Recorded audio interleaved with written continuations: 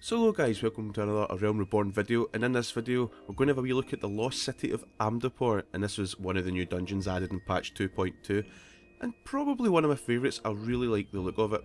The only thing that annoys me is I have joined this dungeon a few times and people just leave, so I'm guessing because it is one of the longer dungeons, people don't like it when they get it for their duty roulette, they just leave straight away. Very frustrating. Douchebags. Anyway, let's get started. Now there's trash at the start of the dungeon, nothing you can't deal with. Just avoid the AoEs and kill them, basically. The only trash you need to watch out for is the mould colony. Now you want your tank to pick up the hecties and your DPS to focus down the mould colony, as they will keep spawning new hecties and exploding poison things. So just focus down the mould colony and then take care of your hecties. You will notice at a certain point, you'll notice a door with two treasure chests. Now, one of these treasure chests has loot, the other is a mimic. They're always in the same place, but I'm not telling you which one it is. Just have fun with it. And the first boss is this decaying Gobu guy. Try and avoid the AoE zones he leaves in the ground. Just your tank may have to carry him around a little bit, but just don't stand in them. He will then at one point mark his prey, and then he will actually eat one of your players. At that point, his crazy stomach becomes targetable. Just target that and that'll free your player. After that, it's just rinse and repeat until you've beat him, basically. The second boss is Ragnarok. I don't know if I've said that right, but we're going to call him Ragnarok. This boss cannot actually be tanked in the traditional sense. What you'll notice is at the very beginning of the fight, there's a Ranch Wamora, and when you kill one of these Remora things, they explode and they put a debuff on their primary target.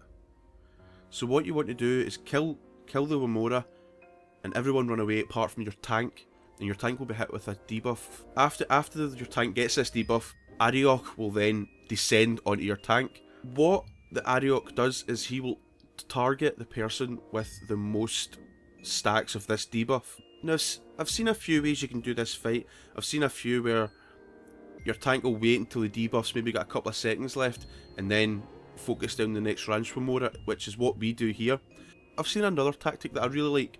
Once the Ragnarok's down, your tank will just focus on killing Ranch Wamoras, and your DPS will just focus down Ragnarok. Don't even worry about anything else. The only risk that kind of has is your tank's going to constantly be getting this debuff, and can probably end up with about 5 or 6 stacks, so you need to make sure your healer and your tank can actually cope with the high amount of the debuff stack. I'd probably say it's the easiest way to do it, and then your DPS can just totally focus on Ragnarok.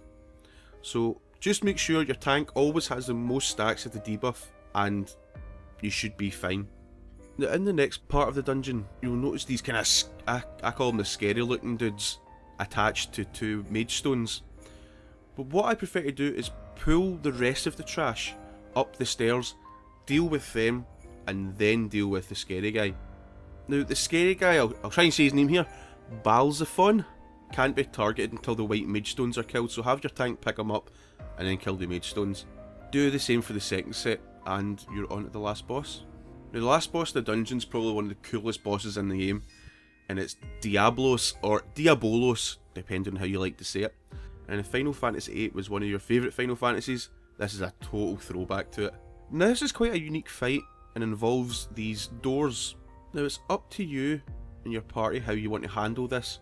Some parties like to maybe assign 2 doorkeepers, maybe like a ranged DPS and a healer. But basically what it is, you will notice doors with symbols around the room, and during the fight you'll be required to open these. So what you want to do is mark matching symbols. Hope that makes sense. It's kind of hard to explain now that I think about it.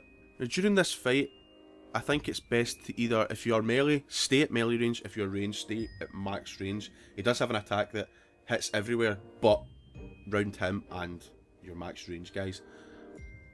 It doesn't do a lot of damage right enough, but it's just annoying. Throughout the fight he will mark players, and when he does that he's going to place a gravity ball on them that will AoE pulse throughout the fight. They will despawn eventually, but they can get annoying, so if you get marked with this, try and move away a little bit.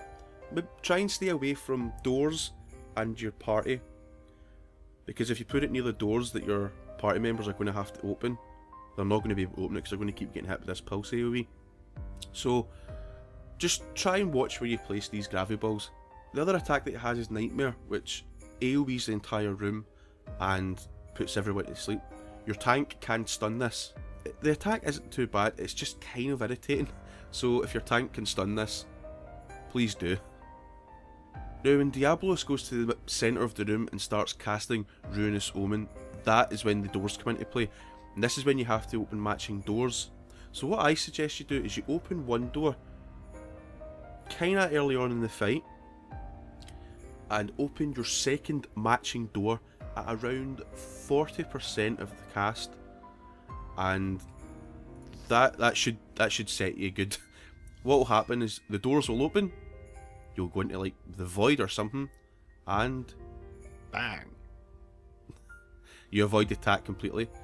You'll notice when you come back out the door you'll have a stack of Diabolic Curse, which just means you take more damage, but if he actually hits you with Ruinous Omen, you will get 4 stacks of it. So it's probably best to use the doors. Because Ruinous Omen does give you 4 stacks of Diabolic Curse and hits you for about 80% of your health or something. So yeah, after that, just don't, every time you cast Ruinous Omen, just make sure you open your matching doors and open your second door 40% through the cast, and you should be fine, and just beat them down until you kill them.